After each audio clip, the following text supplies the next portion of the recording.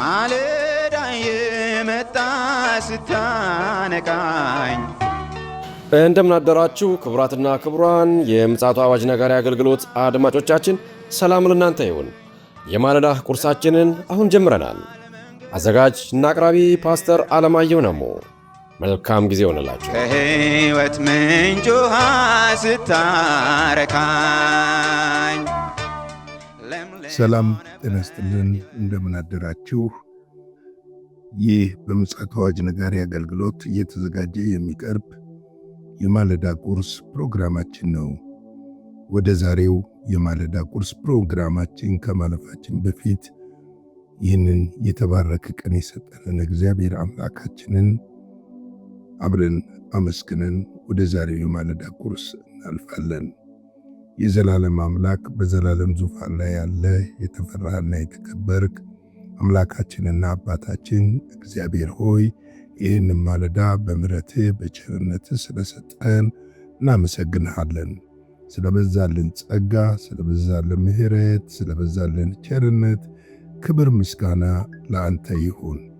አሁን ደግሞ በጌታ በኢየሱስ ክርስቶስ ስም ቃልህን እንድታስተምረን፣ እንድታስታጥቀን፣ በመንፈስህ እንድትመክረን፣ ደግሞ ጎዳናችንን በቃልህ እንድታቀናው ሕይወት እንዲሆንልን በኢየሱስ ክርስቶስ ስም እንጠይቃለን።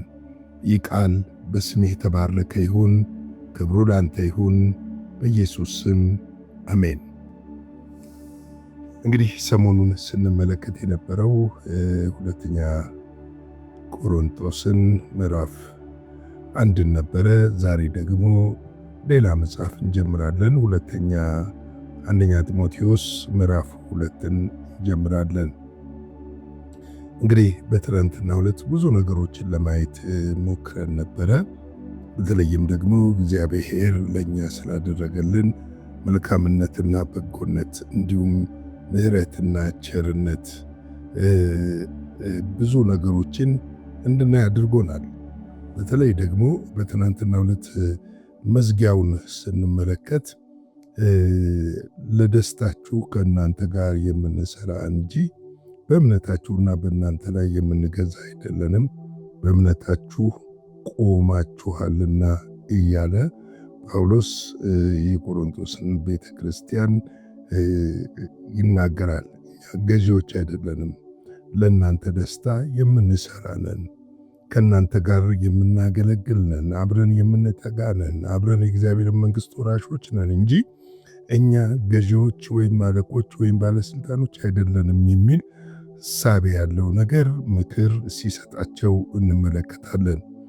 እንግዲህ ቤተ ክርስቲያን በገዢነት መንፈስ የምትገለጠው በዚህ በጨለማው ዓለም ላይ ነው እንጂ በራሷ ምእመኖችና ቅዱሳን ላይ አይደለም። ከቅዱሳን ጋር ፍቅርን፣ ምሕረትን፣ ቸርነትንና ጸጋን በሕይወታቸው እንዲለማመዱ የማድረግ ሌላው ደግሞ ለደስታቸው የምትሰራ መሆን አለባት ብዬ እላለሁ።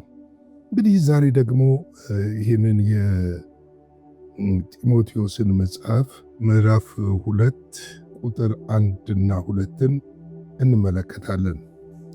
እንደዚህ ይላል፣ እንግዲህ እግዚአብሔርን በመምሰል በጭምትነት ሁሉ ጸጥና ዝግ ብለን እንድንኖር ልመናና ጸሎት፣ ምልጃና ምስጋና ስለ ሰዎች ሁሉ፣ ስለ ነገሥታት፣ ስለ መኳንንትም ሁሉ እንዲደረግ ከሁሉ በፊት እመክራለሁ ይላል።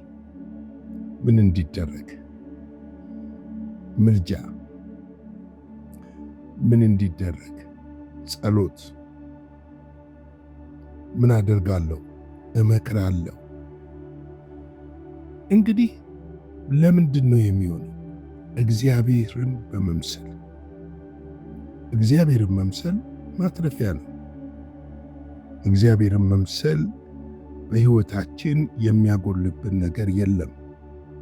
ሰይጣን ትልቁ ከማይፈልገው ነገር ሕይወታችን የእግዚአብሔርን መልክ፣ የልጁን መልክ መግለጥ ሲጀምር ሰልፍ እንደሚያመጣ እናውቃለን።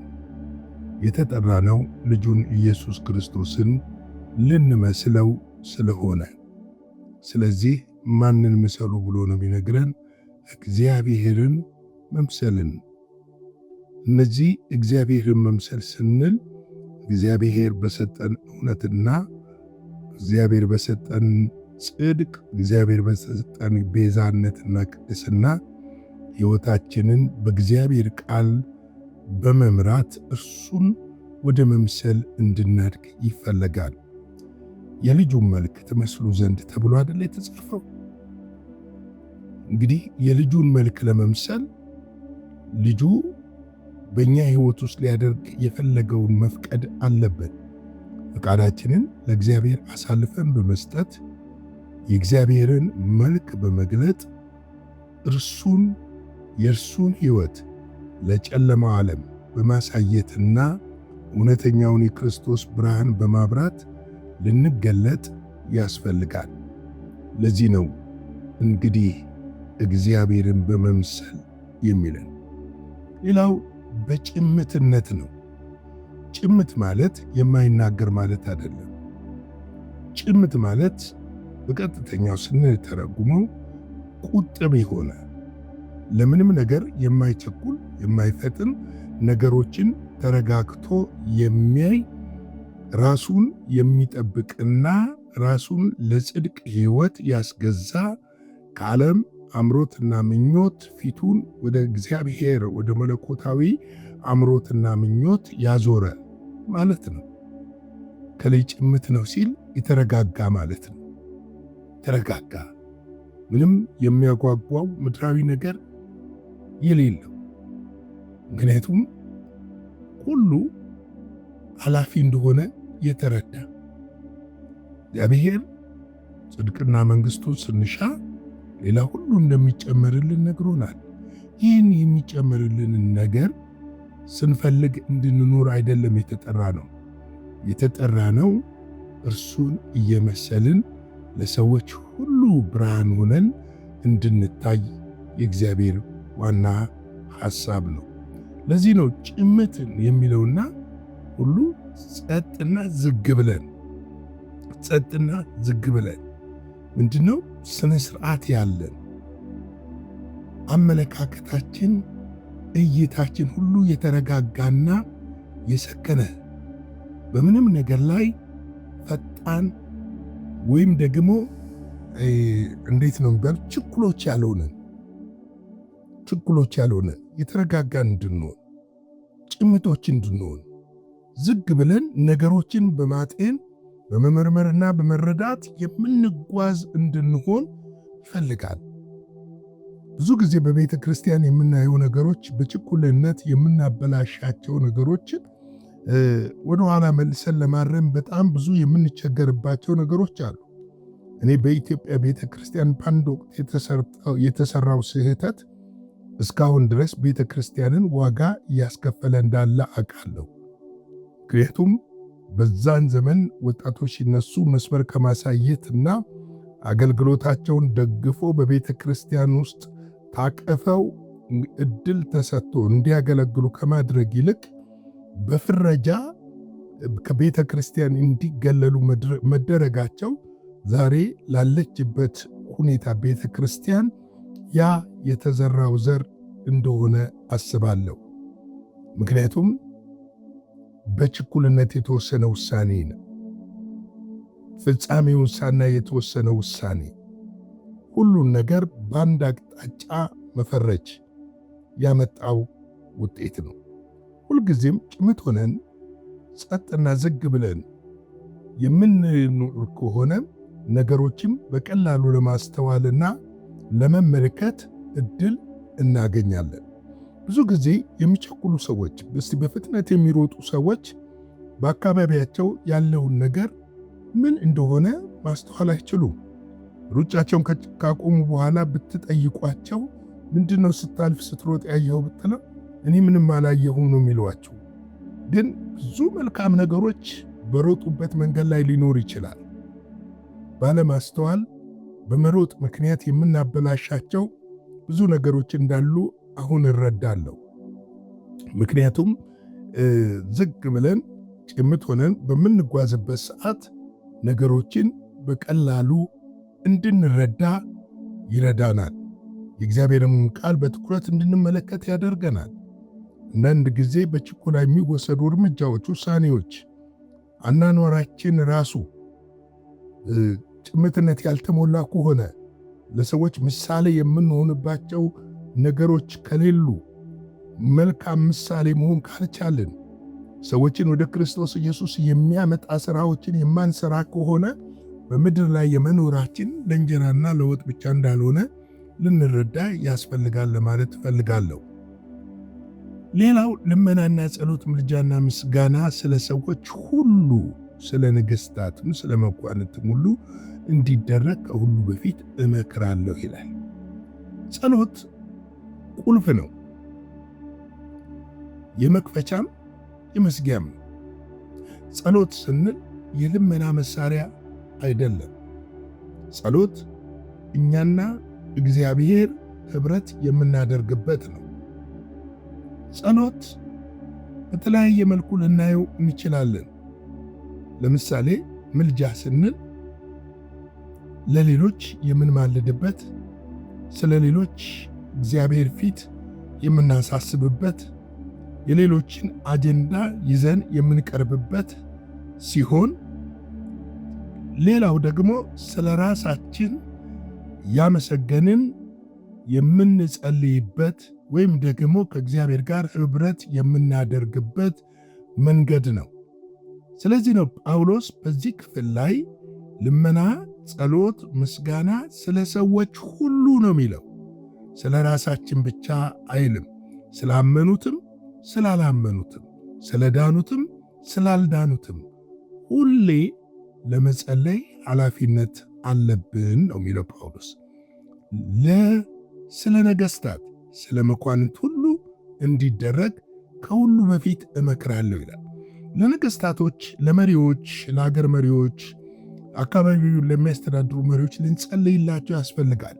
ምክንያቱም ሰዎች ናቸውና ቀናውን የእግዚአብሔርን ሐሳብና ፈቃድ እንዲያስፈጽሙ በምድር ላይ ያው ነገሥታትን የሚሾም ራሱ እግዚአብሔር ስለሆነ ያንን ተረተን የሾማቸው ለበጎ ለሕዝብ መልካም ለማድረግ ለሕዝብ በጎ እንዲያደርጉ ልንማልድላቸው ልንጸልይላቸው ያስፈልጋል። ስለዚህ ነው ጳውሎስ እንዲደረግ ከሁሉ በፊት ምን አደርጋለሁ? እመክራለሁ። ጸሎት ሁሉ ነገር ነው። በሰማይ ያሰርነው በምድር ሆነን ያሰርነው በሰማይ የታሰረ ይሆናል። በምድር ሆነን የምንፈታው በሰማይ የተፈታ ይሆናል። እግዚአብሔር ይህንን ኦቶሪቲ ለእኛ ሰጥቶናል። ላመን ለዳን ከክርስቶስ ጋር ኅብረት ለምናደርግ ሰዎች የምንጸልየው ጸሎት እንደሚሰማና እግዚአብሔር ከጸሎታችን ጋር ኅብረት አድርጎ ምላሽ እንደሚመጣ ማወቅ መቻልም አለብን። ስለዚህ ስለ ነገሥታት፣ ስለ ሀገር፣ ስለ ሰዎች ሁሉ እንድንጸልይ ያስፈልጋል። ጳውሎስ ጢሞቴዎስን ሲመክረው ይሄ እንዲደረግ ከሁሉ በፊት ብሎ ይናገራል። ከሁሉ በፊት ምን ይቀድማል? ጸሎት ይቀድማል። በእግዚአብሔር ፊት መጸለይ ይቀድማል። ስለዚህ ስንጸልይ እንዲህ እያሰብን ልንጸልይ ያስፈልጋል። እንግዲህ እግዚአብሔርን እየመሰልን በጭምትነት ጸጥና ዝግ ብለን በምልጃ በምስጋና ስለ ሰዎች ሁሉ ልመናና ጸሎት በምልጃ በምስጋና ስለ ሰዎች ሁሉ፣ ስለ መኳንንት፣ ስለ ነገሥታት ሁሉ እንድንጸልይ ያስረዳናል። እንግዲህ የዛሬውን የማለዳ ቁርሴን በዚህ ልግታና በነገው የማለዳ ቁርስ እንገናኛለን።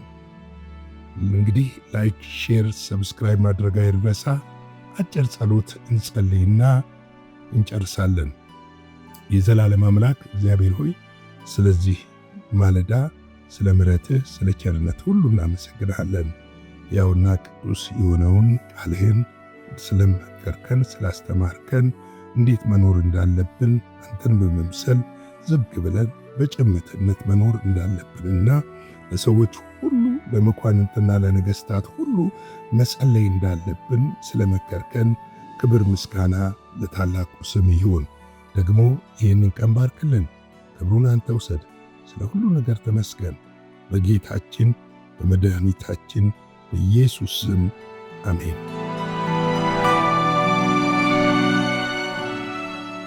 በነበረን የመልእክት ክፍለ ጊዜ እንደተባረካችሁ ተስፋ እናደርጋለን።